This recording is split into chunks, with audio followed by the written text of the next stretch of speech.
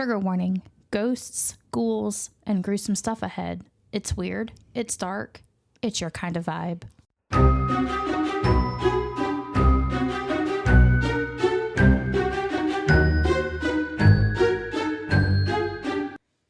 Welcome to Haunted and Homicidal, the podcast where true crime meets the paranormal. I'm Lauren. And I'm Courtney. Every week we uncover the terrifying, the twisted, and the totally unexplainable. Lock your doors and grab your sage. Because things are about to get haunted and homicidal. Wiggle it just a little bit. Okay, so this is week 25, guys. We are almost at episode 50. Woot woot. That'll be on Thursday, yes. I'm actually full for once. I don't normally record with a full stomach. Now that you know how to make sushi tacos. I do know how to make them now. They were really cripsy. Very cripsy. Almost broke my tooth. Okay. Damn. Yeah, it was rough. So, how have you guys been? I know it's been a while since we checked in on you guys. We never hear from you anyway, so it doesn't really matter, I suppose. So, so how we really haven't checked in with each other in a while. You were sick for 2 whole weeks. I was not for 2 whole weeks. It was a weekend. No, ma'am. No, ma'am. It was 2 whole weeks because you were sick the weekend before. And then like that Wednesday, you were like, yeah, I don't think I'm going to be able to do it. And then like still the following weekend, you were like, I'm still sick. We can't do it. No. Yeah, because you were still sick when you followed me to the Pebble House. Yeah, that was that weekend I was sick. Yeah, but it's still been 2 weeks. This is second weekend.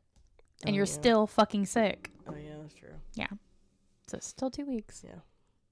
I'm not like sick. I'm like stuck. So I guess we'll go ahead and get into the stories for this episode. We are going to talk about the Sunset Strip killers. In the summer of 1980, Los Angeles was rattled by a series of brutal murders. Bodies of young women and teens were being found dumped across highways, alleys, and ravines with few clues and even fewer leads. The victims were largely runaways and sex workers, dumped nude or barely clothed, shot in the head with a small caliber gun. For investigators, the first major breakthrough came not with forensic science, but with the pattern. The same .25 caliber pistol was linked to multiple victims through ballistics testing, and the spacing of the murders pointed to a serial killer operating in a narrow time frame. We've talked about this before, what the difference is between a serial killer, a random murderer, and a mass murderer. So the serial killers have a pattern most of the time. Some of them do not. Yeah. Their MO can change, throw police off. They do bursts of killings with weeks, months, years in between. Yeah. And that's what kind of differentiates a serial killer from just like some guy going around shooting people, which would be like a mass murderer. Yeah. So we are going to talk about suspect number 1. His name. There's multiple suspects? Yes. Oh. Okay. So, number 1, Douglas Daniel Clark. His date of birth was March 10th of 1948, and he is a Pickies. I know it's pronounced Pisces. I'm just being dumb today. And he was born in Pennsylvania, which upsets me because that's where I want to move to, and I don't want to move to there because of murder. But I think that's pretty much everywhere. We have murder here all the time. Pretty much. So Clark was the third of 5 children born to Franklin Clark, a naval intelligence officer. His mom's name is not documented for some reason. She said, "You'll never know who I am." He grew up frequently moving due to his father's jobs, reportedly in at least 30 plus countries, including India, Switzerland, and the Marshall Islands. That's a lot of moving. As a military brat. Current relocation and military environment gave him a, quote, military brat childhood with access to prestigious international schooling. So when he was overseas, he got access to like the best of the best of the best. He attended boarding school and finished high school in 1967. After graduating, he enlisted in the U.S. Air Force, was stationed in Colorado and Ohio, and was honorably discharged after his stint in the military. Really doesn't give any kind of information about what the discharge is about. Okay. A lot of the time that's information that's classified. They don't, unless the person themselves puts that out there. A lot of the time it's not mentioned. After his military service, he drifted between jobs, often working as a mechanic and a steam plant operator in Los Angeles. He was fired for at least one of his jobs due to absences and violent threats towards coworkers. So now we kind of see where this is heading, right? Okay. Right. He frequented bars and clubs, especially seeking lonely older women for companionship and financial support. He said, I'm going to find me a sugar mama. He couldn't hold a job. Couldn't hold a job either because he just didn't show up when he was supposed to, or he was just like threatening to kill people. Yeah, he's like, I'm going to find me a sugar mama. He developed paraphilic and violent fantasies, evidenced by accounts of secretly recording his sexual encounters, and then he later recorded the things that he ended up doing. So I'm taking he's the killer. Mostly. Okay. Mostly. So, Mostly? You'll see. Suspect number 2, Carol Mary Bundy. Bundy's always a red flag for me. Possibly no relation to Ted, but I don't know. I didn't look it up. There aren't a whole lot of Bundys, though, so maybe? I don't know. She was born August 26th of 1942, which makes her a Virgo. She was born in Lowell, Massachusetts, and her parents were Charles Peters and Gladys Peters. Carol grew up in a very abusive home. Both parents were alcoholics. Her father started sexually abusing and raping her when she was 11. Oh, no. Carol's mom died when she was young, and after her father remarried, she was passed through several foster homes. So he, gave her to the state and was like, I'm done with you, bye. He said, I'm done. Yeah. Carol was married 3 times. Her first marriage was at the age of 17 to a 56-year-old man. What? Her third marriage to Grant Bundy was reportedly abusive, so we don't really know that second marriage. We don't really know a whole lot about it. She had begun an affair with her apartment block manager, who was also a part-time country singer named Jack Murray. She had attempted to talk Murray's wife into leaving him, but his wife was like, fuck no, and told her husband, evict that bitch or I'm leaving you. So Carol was evicted. After He said, I picked my wife. For sure. You should have had an affair to begin with because truly you're not picking her. She probably was like, yeet, attack. Yeah, I don't know. But after she was evicted, she did still show up regularly to the bars and events where he was performing, which is where she met Douglas. Suspect number 1. No. Oh, no. Oh, I get it now. Oh, no. Oh, no. Oh, no. Yeah, so, so they were, independent people, but then, they met up, but you'll understand, further in. Okay. So Douglas and Carol met in late 1979 in North Hollywood, California, reportedly in a bar where Douglas was known as a social figure, and Carol was frequenting the nightlife spots, so she was older, out hanging out, just having a good time because she was single at this time. Douglas, described as a charismatic womanizer, wooed Carol, who at the time was a vocational nurse and older than many of Douglas's usual acquaintances. So again, he's looking for that mommy figure who can financially support him, emotionally support him, whatever.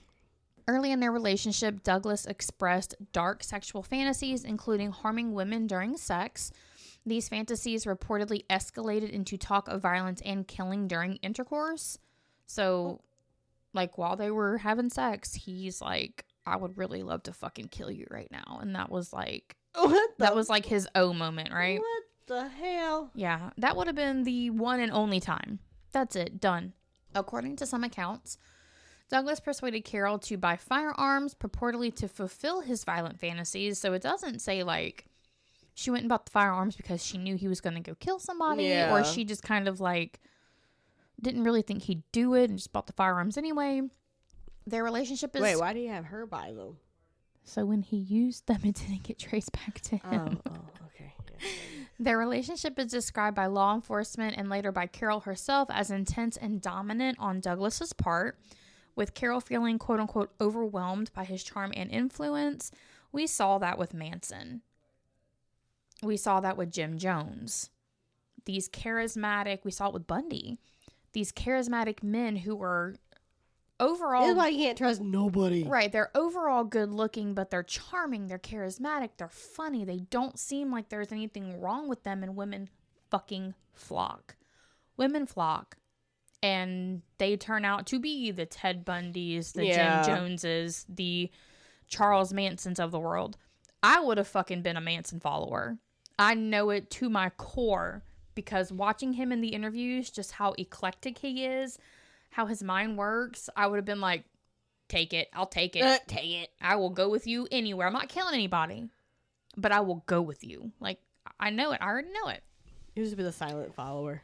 Yeah, like I wouldn't be the ones like doing the murder, but like, you're hungry, I'll cook you a dinner.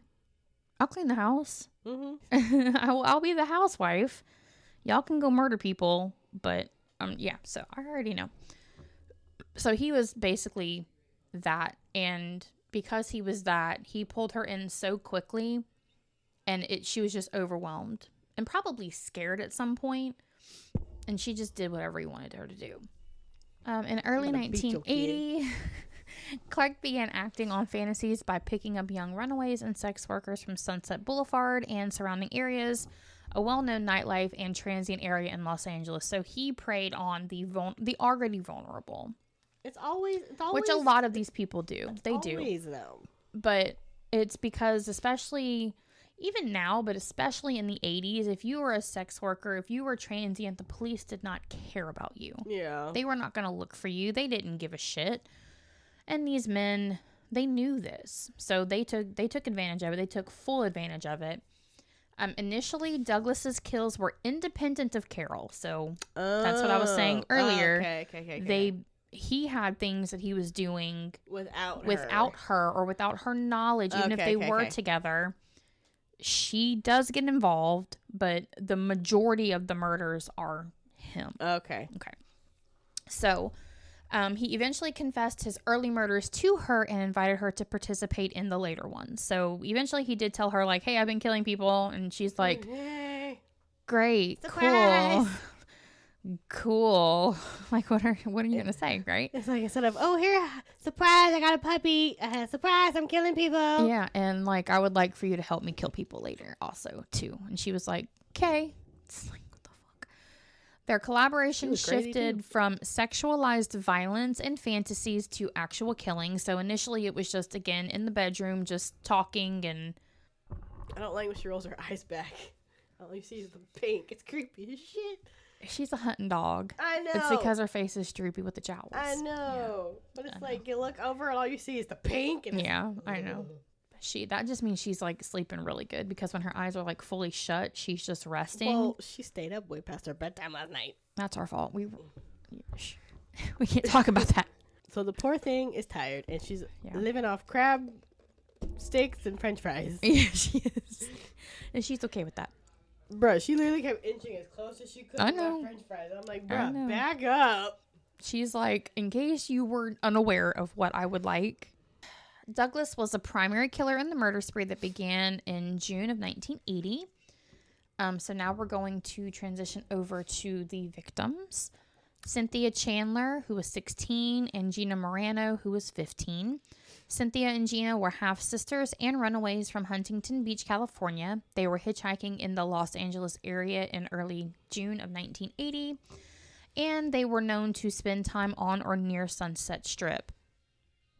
Strip killers. So now we're kind of getting into why they're called that. That makes sense. Yes. A well-known area where runaways, travelers, and sex workers congregated in hopes of work, food, or ride. So this is like, I mean, I don't know how it is now. I've never been to California, but there are places, like if you go to New Orleans, I avoid the places where I know is like a huge homeless population, because they come running at your car doors. They try to open the car door. They try to wash your windows.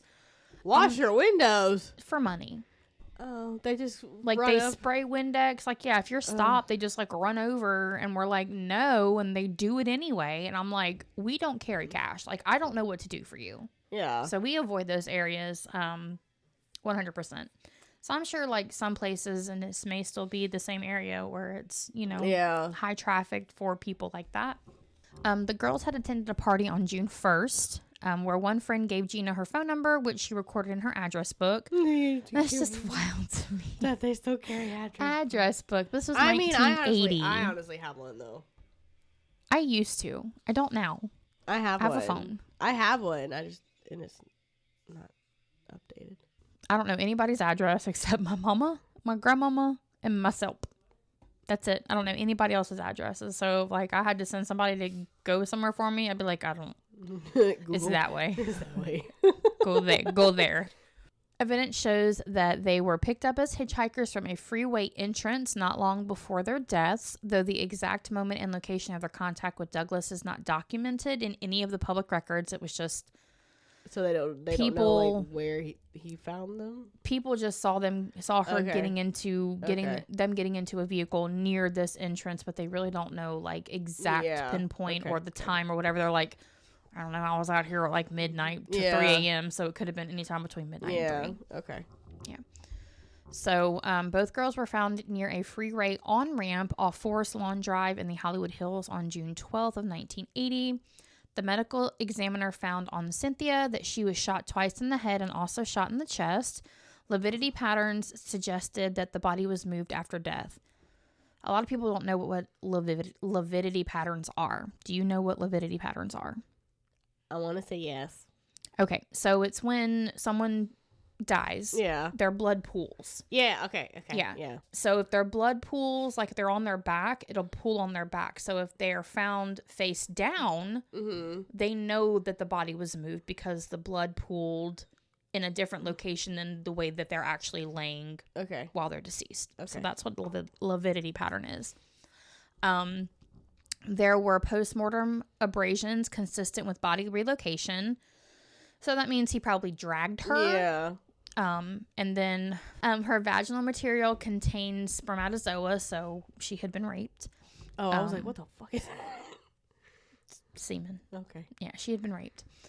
Gina was also shot twice in the head. Both bullets exited the skull. No clear signs of sexual assault were identified during her autopsy, though can't be ruled out. It just means that he didn't ejaculate.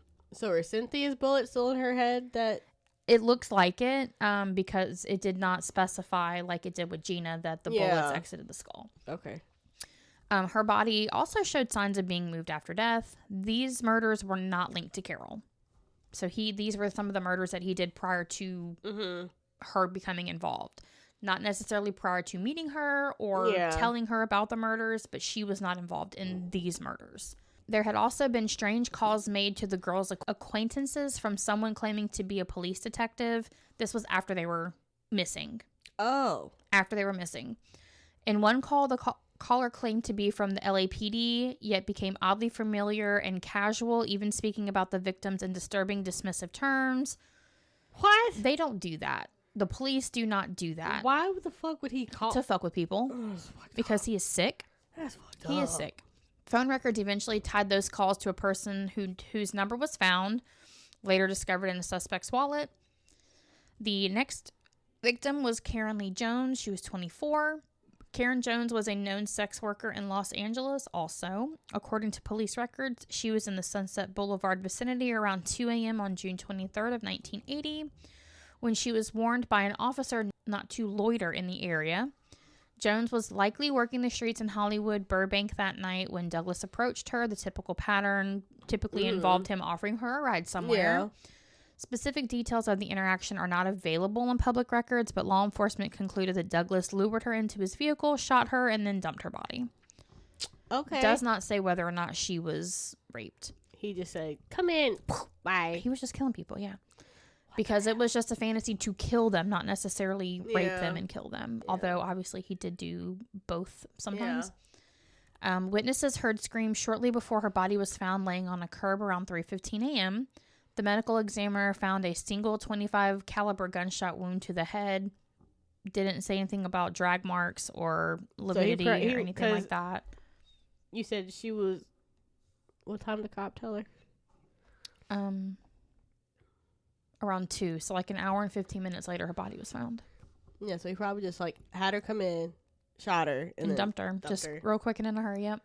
This one was also not linked to Carol. The next victim was Exie LaFaye Wilson. She was 20.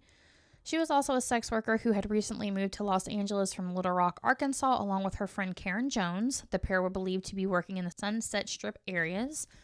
Wilson and Jones appear to have been picked up together by Douglas on or shortly before the night of June 23rd, 1980. So the same fucking night that they picked up Karen Jones, the same night. Okay. The same night. So apparently he didn't like Jones. That's why they said, like, at the beginning it was a narrow time frame. Very, very short time frame, which is indicative of many serial killers. Sometimes they do it, like, all at once, like, real quick over the span of weeks or months and then never do it again. Sometimes it's like Bundy, where it stretches out over several years. So he must have not liked Jones, that he shot her very quickly and just... He got what he needed. Yeah. Followed by separate disposal of their bodies. So he killed one, disposed of her somewhere, killed the other, disposed of her somewhere. According to the coroner reports and ballistics, Wilson was shot with a .25 caliber gun to the back of the head around the same time as Jones. So he killed Jones and Wilson close together. Yeah. So, okay, does he shoot them but after he rapes them or before he rapes them? It doesn't ever say. Okay. It doesn't say. Okay. I don't know if they would be able to even determine that. Yeah. Okay. Unless, like, it was necrophilia and the Yeah. body had been dead for X amount of time and then the semen, like, it didn't line up with when they would have been alive. Yeah. But it doesn't ever say. I'm going to guess possibly during. Okay. Because he had, like, the sexual violent murder yeah, fantasy okay. of intercourse with murder. So it doesn't ever clarify. Yeah. That would be my best guess. Okay. They were shot between midnight and early morning, so it's a pretty long time frame if you're thinking about it. The body was dumped at a different location than Jones. She was found naked beside a trash bin in the valley near Studio City around 7:15 a.m. on the 23rd. She was decapitated. The fuck? Her head was found 4 days later on June 27th in a wooden box wrapped in jeans and a pink t-shirt reading Daddy's Girl, which was the shirt that the victim was last seen wearing. He wrapped her clothes Around her head, put it in a box, and put it somewhere else. What the hell? The head had been severed and frozen after death and later placed in the box and dumped. So he kept it as a souvenir for a little while. That's gross. In a freezer. That's gross. The coroner also found spermatozoa in multiple vaginal samples, indicating sexual activity. So Yeah. it says they were unclear if consensual, forced, or post-mortem. Yeah. The official report only notes its presence. So again, like in what you were asking, I don't think they can really tell unless there's like extenuating circumstances. Like the body's been dead for a month and like the sperm are alive when they take that sample because they only live for like 48, 72 hours. That would be the only way, I think. Also not linked to Carol. So Marnette Carol Calmer, she was a runaway, 17, from Sacramento, who had been last seen around May 21st of 1980 at a relative's home in Anaheim. She was believed to have been in Los Angeles on or near the Sunset Strip area and likely encountered Douglas while hitchhiking or seeking work. Comer's last confirmed contact with anyone was in Anaheim, after which she disappeared. Items of her clothing were later found wrapped around Exie Wilson's severed head. So it was her pants? What the fuck? Linking evidence from the Wilson murder back to Comer. What the fuck? So good and bad. That's bad, obviously, but good because they're like, okay, this is the same fucking person. The same person's doing this. So it didn't narrow anything down because it didn't have a suspect, but they were able, they could link them together and be like, this dude's going to jail for fucking life if we catch him. Her body was found June 30th of 1980 in a ravine off Foothill Boulevard near the freeway. The medical examiner report states that her body was found naked and mummified. Huh? She had been dead for 20 to 90 days at the time of finding. Multiple gunshot wounds to the chest, and estimated to have died in early June, likely after the murder of Exie. So he took her clothes. And kept them. And then just wrapped it with Exie. Yep. This one was also not linked to Carol. Jane Doe. Are any of them going to be linked to Carol? We're going to get there. There's like seven deaths, I think. Okay. So we're almost there. So Jane Doe, 18, an unidentified female aged 15 to 20. She's still not been identified. Likely a runaway or a sex worker that encountered Douglas on the Sunset Strip or nearby. Due to being unidentified, details about the person have remained unknown. They just know it's a female between 15 and 20. The medical report states that the skeletal remains indicate 1 to 2 months post-mortem, so she'd been dead at least 30 to 60 days by the time they found her body. And the cause of death was a, again, .25 caliber gunshot to the back of the head. Also not linked to Carol. So, John, or Jack Murray, you remember him from earlier. She cute. Ooh. So the only one that's going to be linked to Carol. Carol's ex-lover and landlord, who was an aspiring country singer. Carol had confessed her complicity with Douglas and the murders on the Strip. So this was after he told her. So she went and told So Jack. she went and told Jack. Carol feared that he would go to police after her confession, so she killed him. What do you think he would have done after you telling him that shit? I would have gone to the What police. the fuck? Well, she was like, no. So she killed him independently of Douglas. So he was not there. He did not encourage her. Like, he didn't even know about it because she was telling on him. She did this one herself. Yes. He was found August 9th of 1980 in a van parked just blocks away from his home on Van Nuys. The medical report states that he was shot, stabbed, and decapitated. His head was never found. What the hell? And the final victim is Kathy Jane Doe, aged 17 to 23, so another unidentified female. Her remains were found buried in a shallow stream bed near the Bouquet Reservoir. Incomplete skeletal remains indicate being shot in the head, so not all of her bones were there, but they had her skull, which had a bullet hole in it. Yeah. The description matched the description of a murder of a sex worker they had picked up according to their own testimonies. Carol and Douglas's. They didn't know her name. Douglas claimed Carol shot the woman in the head, stripped her bare naked, and instructed him to drive to a location in the Green Valley where they deserted her body. Douglas also claimed that Carol sexually assaulted the dying victim along the way. No evidence. What the hell? There was no evidence. So the last two murders were linked to Carol. Okay. In so much that Carol may have not participated in that last murder, she just may have been present. Complicity. Yeah. But she murdered Jack. She murdered Jack for sure. Yeah. So of like the 7, 1 was hers. That's why I said like 95% were him. Okay. So law enforcement determined the murders to be linked due to pattern recognition. As stated previously, the victims were all young girls, likely to have been runaways or sex workers last seen in the Sunset Strip area. Autopsy showed, again, a small caliber handgun wound to the chest or head, establishing a consistent modus operandi, or MO, across separate crime scenes, which is how they linked it. Mm-hmm. Some victims did show signs of sexual activity. Not all of them, but some of them did. Like 2 or 3 of them, I think. Half, give or take. The entire investigation changed on August 11th of 1980 through a dramatic and unexpected confession by Carol Bundy. She said, you know what? I'm confessing. She didn't confess to the police. Oh. Just wait. Oh. That day, according to co-workers... She confessed to co-workers? What the fuck? At her nursing job... Oh, hell. She cried out that she could no longer keep the secret, saying, quote, "I can't take it anymore. I'm supposed to save lives, not take them." Again, she was a vocational nurse during this time. This whole crime spree, she was a vocational nurse. Some nurse you are. Right. She reportedly spoke of her connection to the Sunset Slayer murders and explicitly referenced her role in the crimes and those of her partner. The confession was immediately relayed to police, so her coworkers got on the phone. They're like, "Bitch, listen. This chick crazy. Listen, Linda. Listen. This chick crazy." Yep. Detectives recognized that Carol's statement provided an insider's view and possible window into the murderer's identity and motivations, so the officers moved quickly. I hope so. They converged on her home in Burbank shortly after the confession was reported, and she was taken into custody.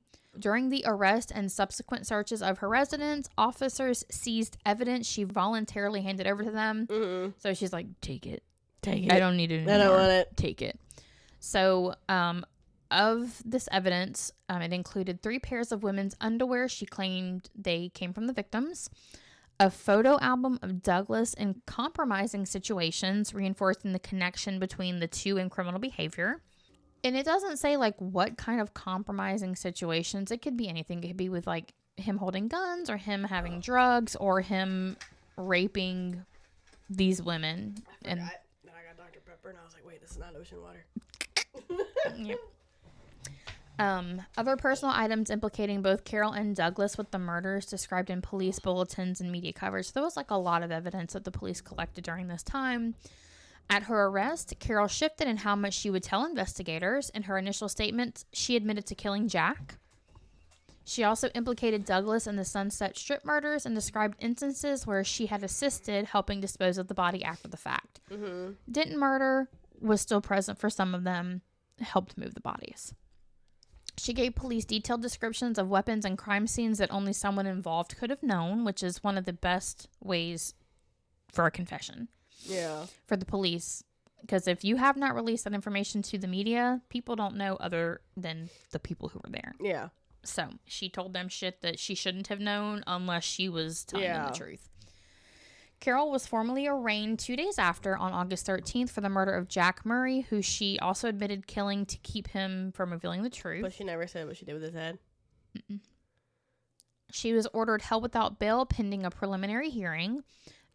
At her preliminary hearing, coworkers and acquaintances testified that Carol had indeed boasted of her involvement and had helped dispose of at least one victim's body, which I think it was that last one. Yeah. Almost simultaneously after Carol's arrest, investigators followed up on her assertions and uncovered strong forensic and circumstantial evidence linking Douglas to the string of murders. Mm-hmm.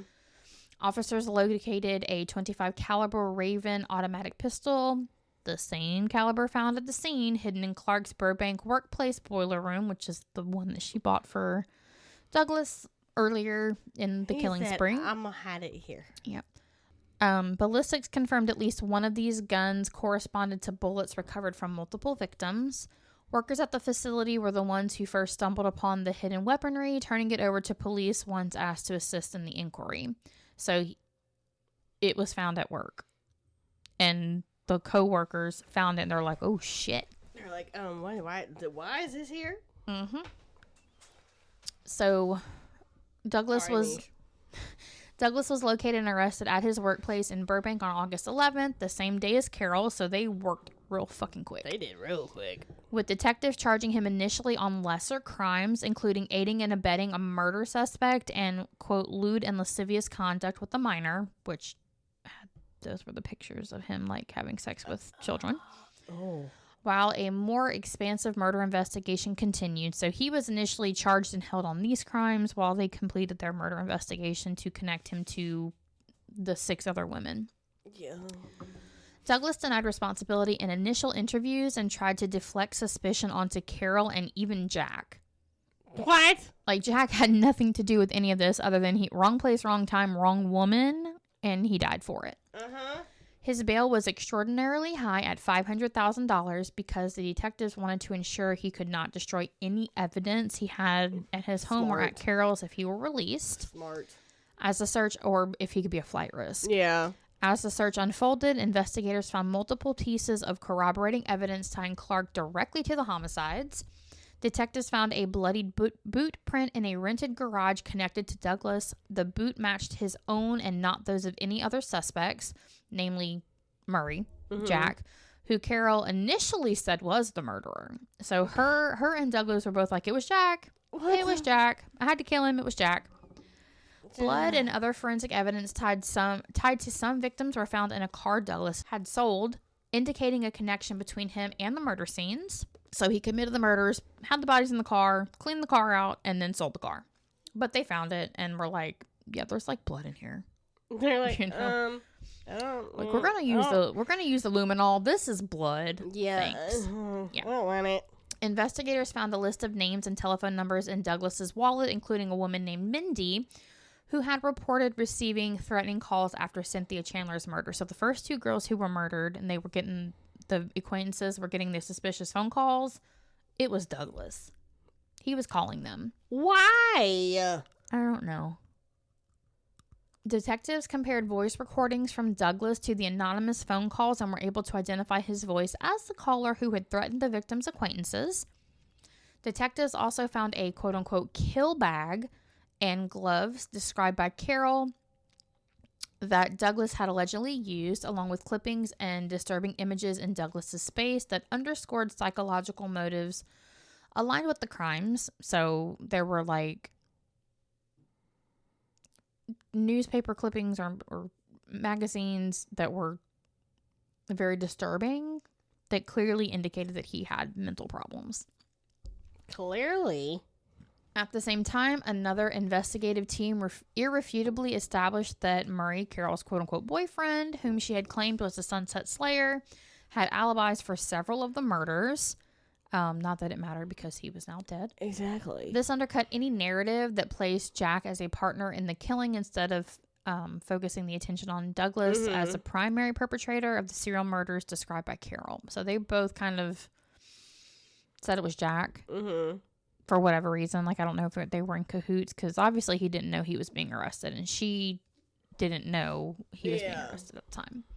They probably came up with this plan, I guess, like beforehand. Beforehand, maybe. Because did he know she killed Jack? It never says. Yeah. Like, I mean, he obviously found out that she killed him, but I don't think at the time that she knew that she killed him. Oh, okay. So, Douglas was charged with 6 counts of first-degree murder with special circumstances, attempted first-degree murder, mutilation and sexual contact with human remains, and mayhem and other violence-related counts.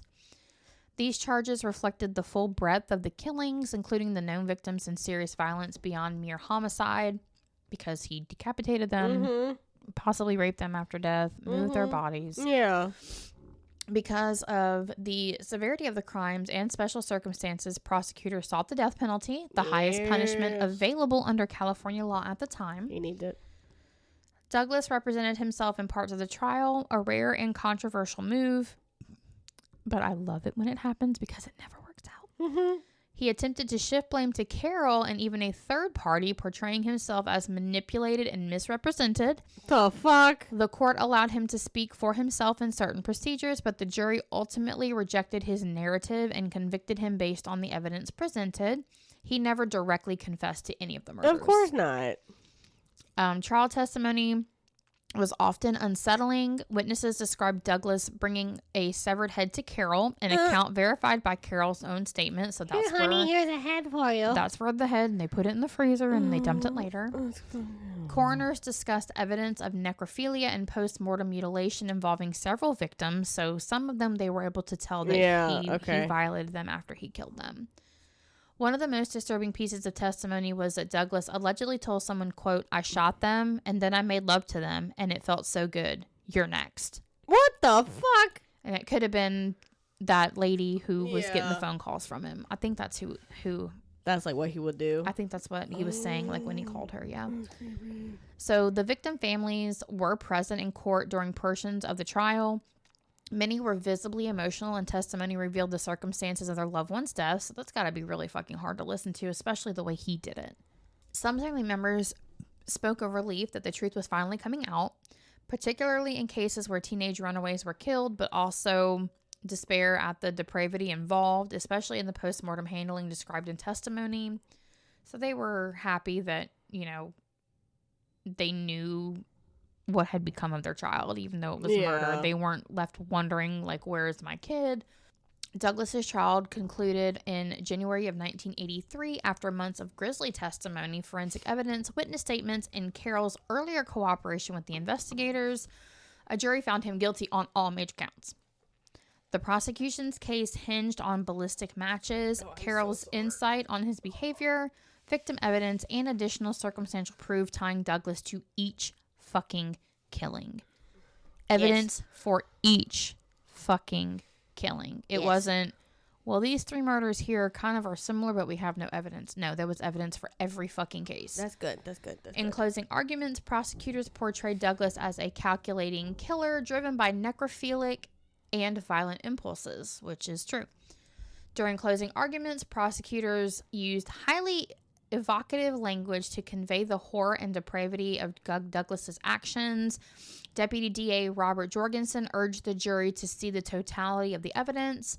He said, quote, "Douglas Daniel Clark is a vile, cowardly butcher of little girls," and asked the jurors to internalize the victim's suffering and Douglas's remorseless behavior, asserting that his crimes exhibited a complete abandonment of human decency. Prosecutors reminded the jury that Douglas's, quote, gross character defects set him apart from mankind, end quote, directly urging the strictest punishment. So they were like, this dude is depraved. He is not rehabitable. He does not belong in public. He does not belong around people. See, they were really smart and were like, don't let him out. Don't. These are one of the few cases. But everyone else was like, oh no, he's fine. He's fine. You can let him out. Jerry Brudos was not fucking fine, my guy. Look what fucking happened every time you fucking released his ass. Yep. I mean, he had about the same kill as Brudos did, but like, it would have been so much less for Brudos if they had just fucking listened. It never would have happened if they had kept him. Yep. Defense counsel attempted to cast doubt on the evidence and argue psychological motivations, but failed to sway the jury because he was not criminally insane. No. On March 16th of 1983, Douglas was formally sentenced to death by a Los Angeles County judge. His sentence included 6 consecutive death sentences, 1 for each murder count, an 8-month consecutive sentence for mutilation and sexual contact with human remains, a 9-year consecutive sentence for attempted murder, with a 3-year enhancement for inflicting great bodily injury, a mayhem sentence that was ultimately stayed by the court, which means they didn't need it. They didn't carry it out. Like, it was thrown out, basically. And under California law, death sentences are automatically reviewed on appeal, which that's every fucking state everywhere. It's automatic. Douglas's sentence was upheld in 1992 after procedural appeal, and he remained on death row at San Quentin State Prison thereafter. California effectively halted executions after 2006, and in 2019, the governor instituted a moratorium on the death penalty. As a result, Douglas remained on death row for decades without being executed. Bullshit! He died on October 11th of 2023 from natural causes. No! He had a heart attack, cardiovascular disease, and he was 75 at the time. No! They should have shot his ass in the back of the head like he shot everybody else. Fuck that shit. He should not have died from natural causes. Motherfucker should have died shot in it. Oh! Should have died the way he lived, with a bullet hole in his head. So, now Carol initially faced charges for multiple homicides, including the murder of Jack Murray and assisting in or participating in the other killings, with Douglas. Originally, Carol pleaded not guilty and not guilty by reason of insanity to murder charges. Bitch, you crazy. It didn't stick. And that included Jack's murder. Prosecutors were prepared to seek the death penalty were it fully litigated. In the spring of 1983, Carol changed course dramatically. She pled guilty to 2 counts of first-degree murder, Murray's murder, and then the death of the last unidentified woman. This was part of a negotiation deal in which the DA removed the death penalty from the table in exchange for her testimony against Douglas at his trial. So, she was at his trial. She sealed his fate. Prosecutors wanted her cooperation to strengthen their case against Douglas, especially since Carol had been closely involved and had witnessed a lot of the crimes and his behavior and what he did. According to the court records and published reporting, Carol admitted she shot Murray and subsequently decapitated him with a boning knife to prevent the bullet from being traced. Ooh. She admitted to providing Douglas with a weapon and assisting and participating in the disposal of the victim that later surfaced as skeletal remains in 1981. On May 31st of 1983, Carol was sentenced in Los Angeles County Superior Court to 52 years to life in prison. It was broken down as 27 years to life for the murder of Jack Murray and 25 years to life for assisting in the death of an unidentified woman, the Kathy Jane Doe. The terms to be served consecutively, meaning they stack one after the other rather than concurrently, which means that they run at the same time. So, if you have 6 murder convictions, you finish out your first sentence, your second sentence starts. Yeah. Not all 6 sentences are running at the same time. At sentencing, the judge and prosecutors made clear she was not eligible for parole for at least 26 years, ensuring she would likely spend the majority of her life behind bars. During Douglas's trial, Carol's role shifted between prosecution witness and defendant in her own case.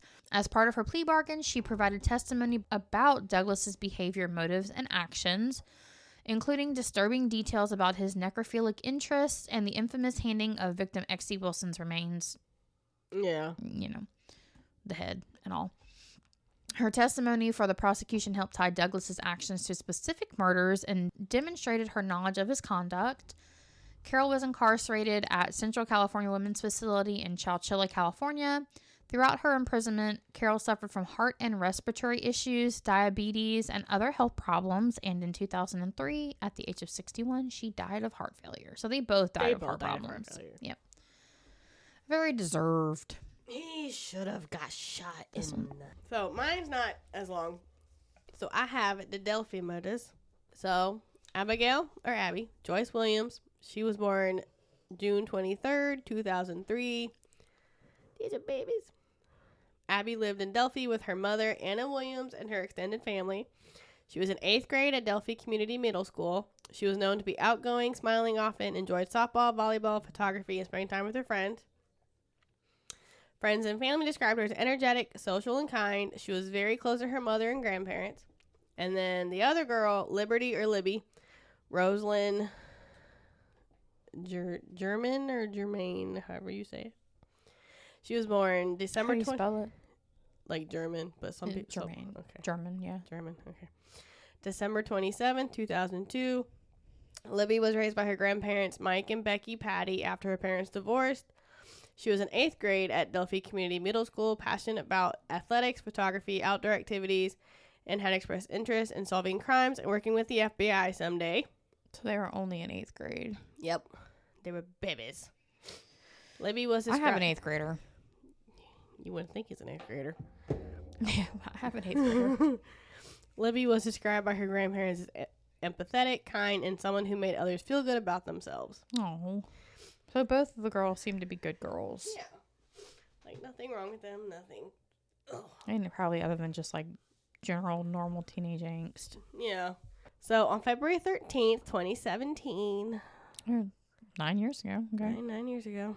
Abby and Libby were dropped off at Libby's sister's, who was Kelsey, near the Monon High Bridge Trail outside Delphi, Indiana, for what was meant to be a casual hike in remote Deer Creek Township and a small photo shoot. Oh. Yeah, they were just going to hang out and take pictures and hike. Oh.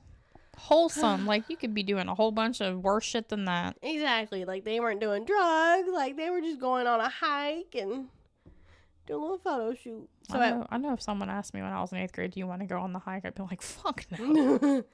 So at 1:30 p.m., the girls began their hike. At 2:07, Libby posted a Snapchat photo of Abby walking on the bridge. This was her last known digital activity. Oh. After Libby captured a video and audio recording of a man following them and saying down the hill, which became critical evidence. Oh, no. And then 5:30 p.m., when the girls failed to meet Libby's father at the planned pickup time at 3:15, family members reported them missing, prompting a police search. Authorities searching the area did not initially suspect foul play in the disappearance. And then on February 14th... Yeah, I mean... On fucking Valentine's Day. I mean, I guess maybe I wouldn't have suspected. Because, like, if you don't... Like, because, like, if they don't see anything, they're, like... Yeah, like... Because it could have been, oh, they got lost. Like, they're lost. Or, like, or they something. ran away. Yeah. Or, like, yeah, for sure. Yeah. So then on February 14th, officers found the girls' bodies in wooded terrain near the trail. Oh, God. Yeah. So that's ruined Valentine's Day for both of those families forever. Mm-hmm. The video and audio found on we're coming up on it too. The video and audio found on Libby's phone was released by investigators early in the case to seek public help. This resulted in thousands of tips coming in over the years with little progress for more than 5 years. So did it see a person in there, or was it just the voice that they heard? It was, I think later I say what it is. Okay. I think she just captures, like, the back of him. Like, you don't see his face, and I think he's, like, too far away. Gotcha. But you get, like, his voice. You hear the voice saying, go, but I think go down the hill. Yeah. But I think the video part, it's, like, it's not a clear video. Gotcha. Because it's either back of him or he's because obviously away. For a clear video, they would have probably captured whoever it was. It would have been quicker. So for the investigation, after the girls vanished, the Indiana State Police Carroll County Sheriff's Office and other agencies formed a multi-agency task force. Police did not initially release details of how the girls were murdered. As early as February 15th, Indiana State Police began circulating a still image of an individual reportedly seen on the Monon High Bridge Trail near where the two friends were killed. The grainy photograph appears to capture a white male, hands in pockets, head down, walking on the trail bridge towards the girls. 2 days later, the person in the photograph, dubbed the Bridge Guy, was named the prime suspect in the double homicide. Okay. But they have no clue who it is. Nope. Okay. February 22nd, law enforcement released an audio recording during which the voice of the suspect, although muffled, is heard to say, quote, "down the hill." Okay. At this news conference, officials credited the source of the audio and imagery to Libby's smartphone and regarded her as a hero for having the presence of mind and fortitude to secretly record the exchange. Yeah. Otherwise, they may have never been caught. Police indicated that additional evidence from the phone had been secured but would not release further details so as to not, quote, compromise any future trial. Okay. By this time, the reward offered in the case was set to $41,000. Okay. About $52,600 today. Okay. On July 17th, police distributed a composite sketch of someone sought as a person of interest in the murders. The sketch was apparently created from eyewitness accounts of a hiker on the Delphi Historic Trails the day the girls vanished. Okay. On April 22nd, 2019, Indiana State Police announced a, quote, new direction in the case and released a new sketch of the suspect, while urging the public to look at the sketch, listen to the audio, watch how the man walks on the bridge, and send tips to the tip line email. Okay. Investigators stated they had reason to believe that the suspect might be hiding in plain sight. Yeah. And was most certainly familiar with the Delphi area from living there, working there for other reasons. Okay. An additional plea was made for help in identifying the driver of a vehicle left abandoned off the Hoosier Heartland Highway in Delphi at the former Child Services office between noon and 5 p.m. on the day of the murders. So, like, CPS? Like, it was at, like, a CPS location? I guess. Weird. In September 2022, a volunteer records clerk reviewing old case files rediscovered a 2017 tip. Allen's last name was recorded incorrectly on the tip when it was submitted, and the file was therefore wrongly marked as cleared. The file clerk deduced that the tip from years earlier was regarding Richard Allen and brought it to the case's investigator. In the tip, Richard Allen self-reported 3 days after the murders to being on the trails on the day of the murders and seeing the girls on the trails, not 3. Come on. Oh my goodness. She's so sweepy. All right, pause. Mischa ASMR. Yeah, I'm never too sleepy for a bite.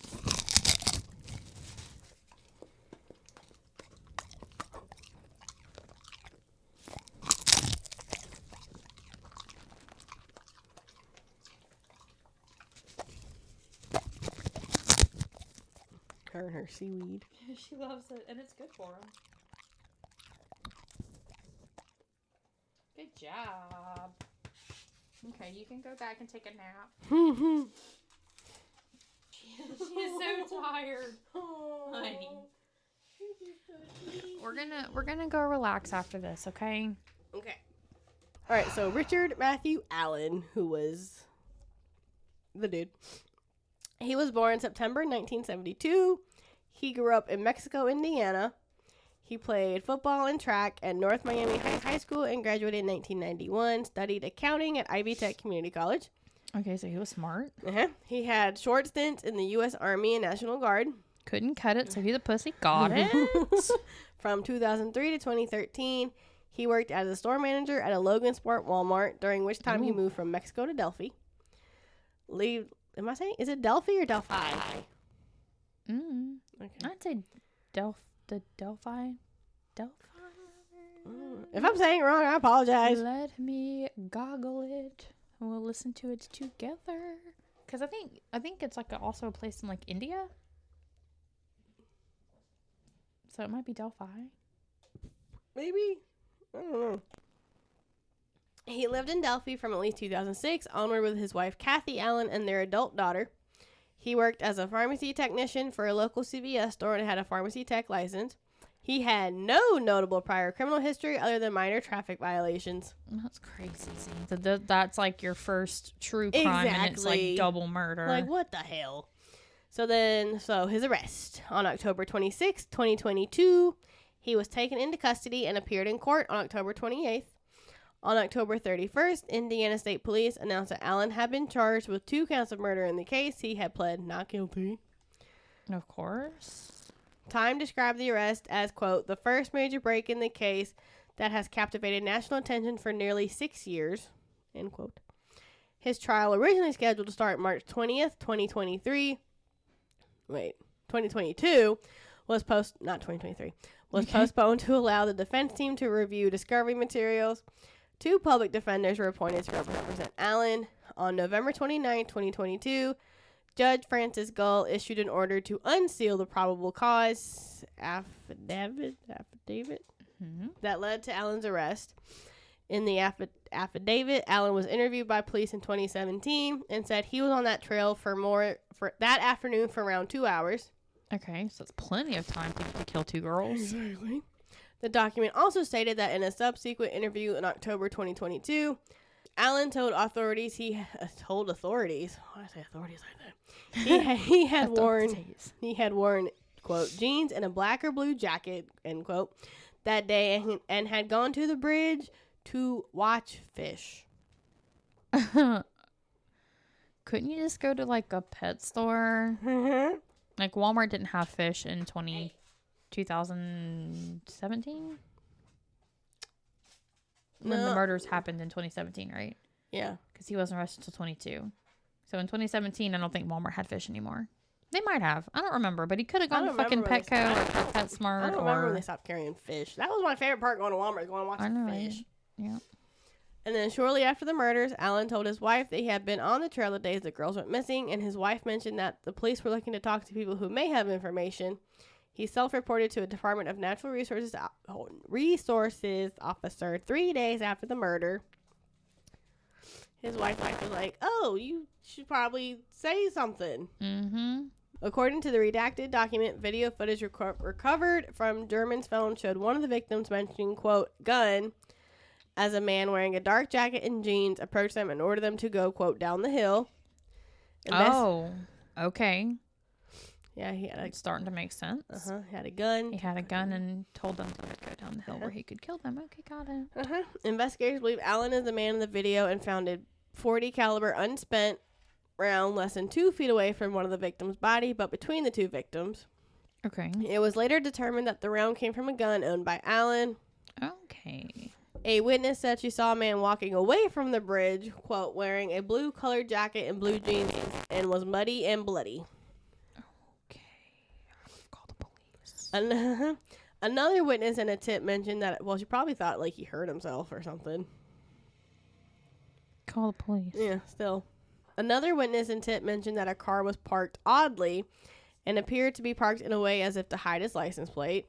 Okay, well. Investigators said the description of the vehicle matched the vehicle that Allen owned in 2017. After his arrest, Allen told authorities that on the day of the murders, he was at his mother's house in Peru while his wife was working. Allen estimated that he left the house around 11:15 a.m. and arrived on the Monnon High Trail an hour later. Allen said he saw the girls passing by on a trail and no one else afterward, and that he watched the stocks ticker on his phone while walking on the trail. Yeah, I'm sure he did. Mm-hmm. I mean, he was a financial guy, so maybe he actually was, but... So that's probably... because his head was down in in that picture. Right, people, so. Looking at his phone, maybe, yeah. So that way he could be like, that was the reason why his head was down, so no one could see his face. On December 2nd, 2022, Judge Gull issued a gag order until January 2023. Allen's defense attorneys argued in a motion to move the trial out of Carroll County based on concerns about juror bias due to what the attorney described as the extensive media attention and the highly publicized nature of the case in the local area. Mm-hmm. In October 2023, Judge Gull removed the defense attorneys, citing gross negligence due to crime scene photos being leaked from their office. The attorney's removal was appealed to the Indiana Supreme Court, in which the justices of the Indiana Supreme Court reinstated the defense attorneys to the case. The trial began on October 18th, 2024. In Delphi, during the trial, prosecutors stated both girls had their throats cut. Williams was found fully clothed in German's clothing, whereas German was found nude. Oh, wow. Prosecutors said that Allen had admitted to the murders more than 60 times while incarcerated, confessing Jesus Christ. confessing to his, quote, his wife, his mother, family members, the prison warden, the psychologist who treated him in prison, other prison employees, and other inmates. Okay. The confessions were made in person, over the phone, and in writing. Okay. Prosecutors told the jury that Allen was the bridge guy after showing them a digitally enhanced 43-second version of the cell phone video recorded by German. A state police master trooper who had listened to more than 700 of Allen's prison phone calls testified that the voice of the bridge guy is the voice of Richard Allen. A clinical psychologist who worked for the Indiana Department of Corrections Behavioral Health testified on behalf of the defense that Allen was, quote, diagnosed with a serious mental illness and that he had a grave disability. Oh, is it stupidity or like, what is it? She testified that Allen told her that he had, quote, originally planned to sexually assault the victims, but ran away when he saw a van nearby and he had to cut the girls' throats and cover their bodies with stakes. So he didn't rape them. No. He just had planned on it and then he got spooked. Okay.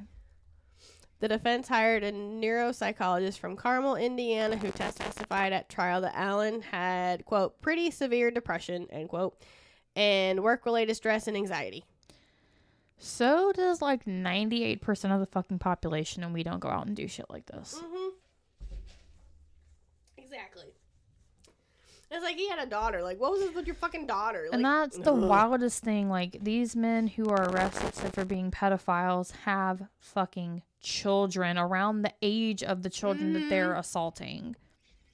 Like, and it leads you to wonder if they've done that to their own children.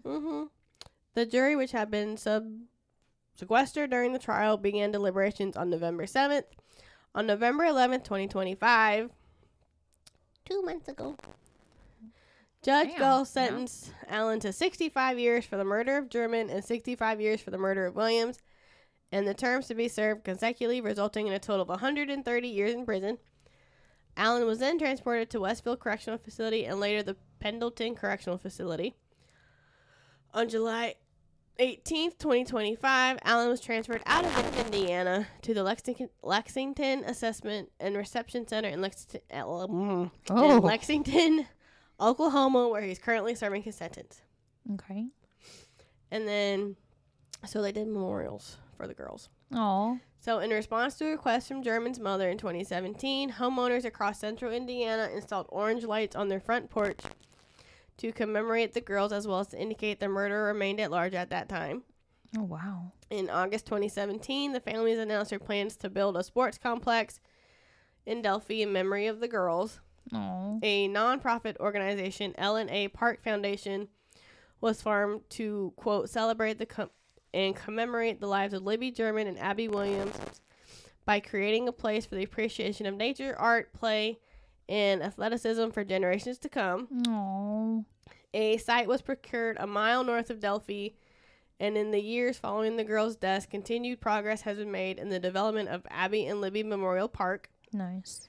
In 2020, the L&A Park Foundation was named a recipient of the NBA All-Star 2021 Legacy Grant. Nice. And then the Delphi Community Middle School, which both girls attended at the time of their murders, renamed the school's library to the Abby and Libby Memorial Library. Oh. That's so sad. I know. They're only in 8th grade. Just babies. Oh, God. It sucks so bad. Like, I have an 8th grader. This is wild. It's crazy. Oh, man. Oh, man. So, yeah, we had a long one today. Sorry. Not sorry. Sorry for all the yawning in this episode. We're tired. We are tired. We had a long weekend. Yes, this has been a long weekend and there's no coffee.